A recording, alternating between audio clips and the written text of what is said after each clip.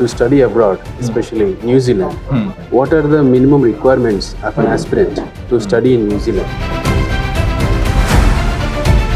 In New Zealand, there are bachelor's programs are available and at the same time master's level programs also available. Along with these academics like a BTech degree or normal degree or postgraduate degree.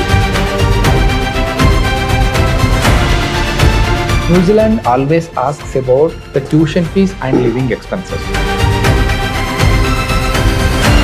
It's really a big story. Yeah. So it depends upon the profile to profile. In the rural areas of Telangana. So most of them having agricultural. And once the student finish his bachelor's, then he is eligible for master's. Hello sir, very good evening. Good evening. At last, it's a great day, wonderful day. Actually, it's an overwhelming performance, an overwhelming response from the students. So actually, we did not expect this much of response from the aspirants actually. Correct. So it's a great day to spend with you. And we would like to ask you a few questions, sir, actually, few doubts we have with respect to the students actually. Okay. So basically, to study abroad, especially New Zealand. So today we have conducted exclusively for the New Zealand. So what are the minimum requirements of an aspirant to study in New Zealand? Okay. So when compared to other English-speaking countries, how New Zealand is a unique. Okay. So it is one of the powerful passport that the nation is holding now. Yeah. And one more thing, it's a most peaceful and least corrupted country. Yes. Okay, when it comes to education wide, it has a very reputed and it could be recognized by throughout the globe. Yes. Okay, and most peaceful country. So these are all the things that makes the New Zealand in a unique way. Yeah. So, sir, especially students, for example, those who have finished their BTech, the fresh graduates from the colleges, both BTech or degree or postgraduates. So, how they should approach you? What is the first step they have to take? Okay. So in New Zealand, there are bachelor's programs are available and at the same time master's level programs also available. Okay. If the student finishes his 12th grade, okay, he has to clear any one of the English tests like IELTS or PTE, both are eligible for a New Zealand. And once the student finish his bachelor's, then he is eligible for master's. So he can finish it off with your IELTS and anyone, IELTS or a PTE, if you can clear it off with a 6.5 with nothing less than 6 in an IELTS. If he choose to write a PTE, it's a 59 with nothing less than 55. Is an entry requirement to do a master's in New Zealand. Yeah. So along with these academics like a BTech degree or normal degree or postgraduate degree, so you're telling that they should have IELTS, PTE or Duolingo according to the university or the country they choose. So how about the funding, sir? How they are going to get the financial assistance actually? Okay. So it's a very important question for each and every parent. So New Zealand always asks about the tuition fees and living expenses. How you are going to accommodate these two. Okay. For the master's level, the tuition fees would be somewhere around 20 to 25 lakhs for a 2 years program. Okay.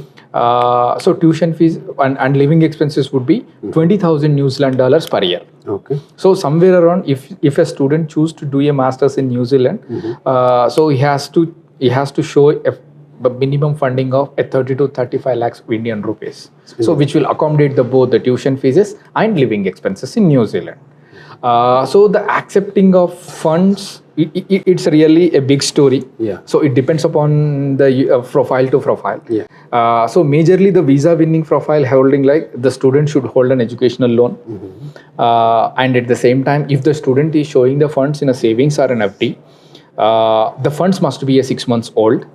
Okay. Other than Provident Fund is accepted, LIC bonds are accepted.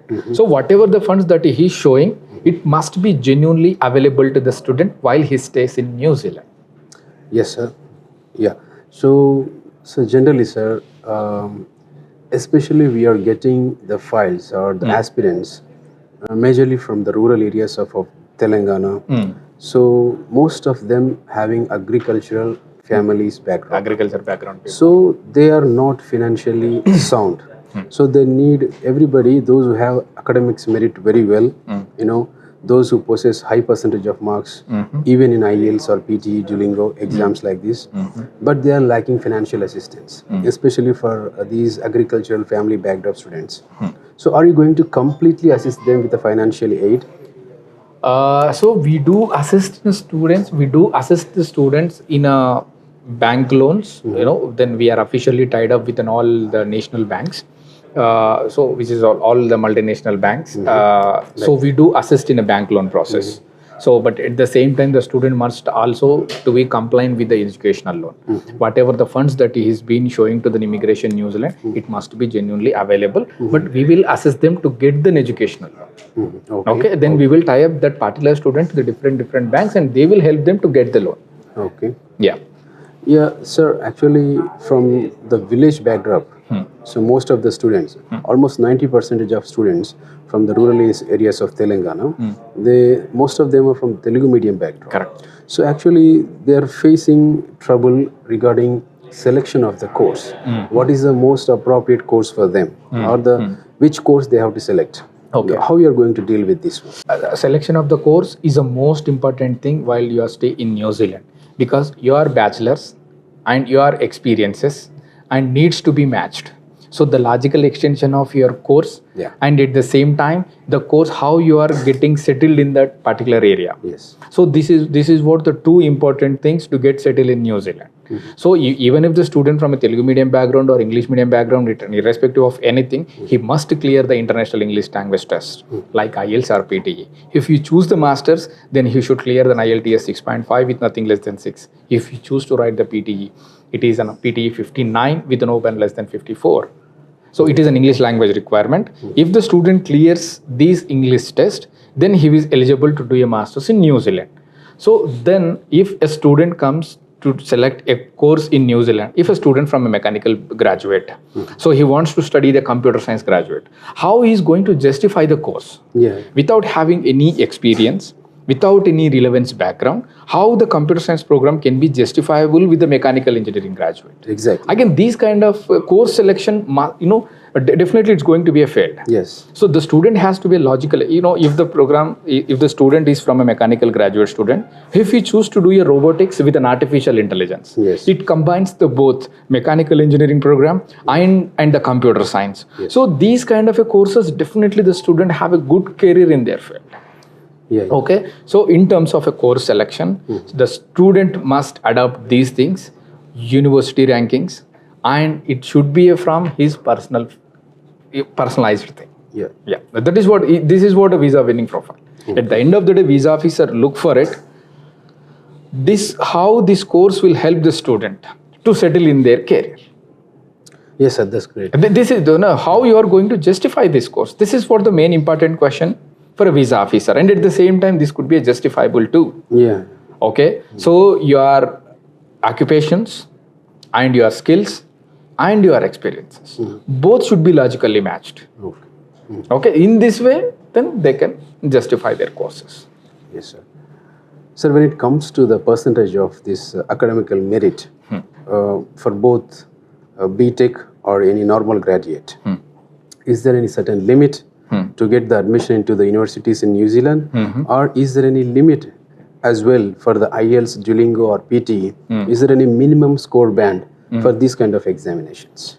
Logically, if the students holding above 55% in a bachelor's, 55% in a bachelor's definitely is eligible to do a master's in New Zealand. For some kind of a programs, they requires above 60%. So this could be enough for universities and even for the polytechnics. When it comes to an English language requirement, all the qualifications must be met by the New Zealand Qualifications Authority. New Zealand education is all about the levels wise in education. Okay, so if the student chooses for the level 7 program, IELTS must be 6 with no band less than 5.5. If you choose to do a program with the level 8 or level 9 masters, the IELTS band would be the 6.5 with nothing less than 6. If we achieve any one of these English tests and at the same time 55% in a bachelor's, then both can be matched and the student will get the admission easily. Yes, sir, that's informative. As well, according to this one, so if the students, today we have attended the session, a long session, it was so informative actually to people like me as well. So I had lot of doubts before this, education fair.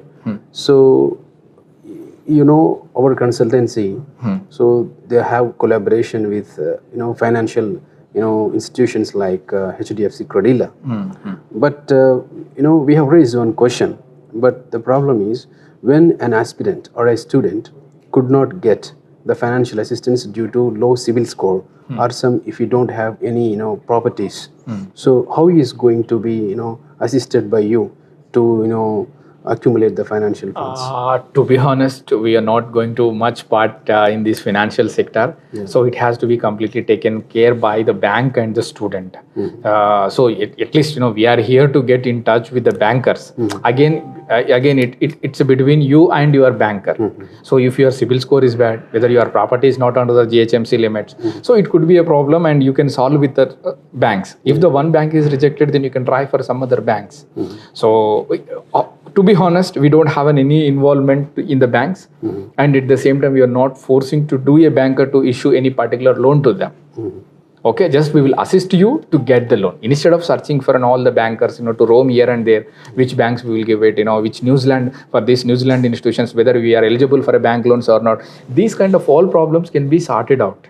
So we are one point of solution to touch base for all the points, but at the same time we will assist the student with the banks. We don't insist the banks to give an educational loan. Yes, it's a completely an extra, help for extra assistance and help for the student, help for the students on behalf of you, on behalf of us. Yeah, that's great, sir. That's great. So maybe know that what are the job prospects? I know the current job prospects in New Zealand, countries like New Zealand, not only New Zealand, in many countries like USA, Canada, UK, or any other, English-speaking countries, especially as today's session is with New Zealand. What are the job prospects after completion of that, 2 years diploma? So it's a really good question. So when it comes to your job prospects wise, with the student, again it depends upon the industry wise. New Zealand is all famous for hospitality, commerce, and IT. Yeah. So if a student from an IT background, okay, with a decent experience of 1 or 2 years, definitely his job prospects would be more increased. So if you are a fresher, then I recommend the student to do at least any internship while studying your bachelor's program. Definitely this could enhance their job prospects while studying in New Zealand. Yes. Yeah. Okay. At the same time, here the efforts must be made by the students in a very strong manner. Okay, he has to be updated his resume every time and uploading the job portals and attending the job visa interviews and learning the new programs, what's happening in the industry, what are the new courses to be learned. So everything it should be done from the student side. Yes, sir. For example, what is the main role of the student? For example, they have finished their BTech, a fresh graduate in 2023 or in 2024. They will approach your consultancy. So after finishing their BTech or degree, normal degree, so they will, surrender all the certificates, education certificates, and extra whatever the documents you needed. After that, what is the role of the student? Whatever the services provided by you. So in terms of once the student finishes his bachelor's, then we will assist in terms of shortlisting of universities. Yes. And at the same time IELTS or PTE coaching. Yes. And after that, then we will assist in visa assistance, how the student will get the loan. Okay, then even we will provide with an after post landing services too, like an airport pickup and arrange accommodation. Then everything we will provide as accordingly. Yeah. So pre-departure and as well as pre-departure and post-departure services both are available. Definitely, we will conduct a pre-departure session for an entire students and each and intake. Okay. So when you are entering into the abroad land, what are the rules and regulations that you need to be abide? So what are the do's and don'ts that you have to do it? So definitely, then what is your enrollment procedure? What is the bus route? Then how you can get the medical care. So everything we will brush up while he is in India, so that it will be very helpful for the student while he is landed in and abroad. So these kind of an activities regularly we will do it as per our students. So your role is not only to get the admission, but as well pre-departure as well as out of country service as well also. That's great, sir. That's a great help Yeah. for the students. So, what else can a student need more than this? Yeah. Because this is a great service provided by you. Thanks a lot, sir. Actually, Yeah. thanks for conducting this kind of education fair, which is helpful, especially for the rural students. Yeah. Nowadays, because of this informative era, lot of students they just go, and search in Google or search in internet, whatever they want, they are getting the information. But especially the rural students, they need this kind of education Yeah, fairs yeah. to get a lot of awareness. Hands-on experience. Yes, sir.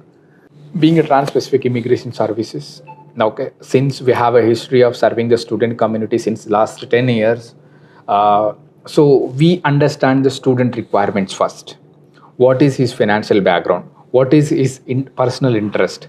So what we believe that if the student interest and at the same time his financial capability and at the same time his academical capability, if we align these three factors, then we can suggest a good university or good program to the student. Okay, we are expert in this of shortlisting of universities and we do a career counseling too. So which program is suitable for which student? One size doesn't fit for all. Yes. So literally then we do in a career counseling process, and at the same time once the students enter into the trans-Pacific immigration services, we do assess with an IELTS training, then a course of shortlistings, and then do a honest visa process. In a one word, one-stop solution for entire your New Zealand needs. Thank you. So, thanks a lot for sir. Sure. Thank you very much. Thanks.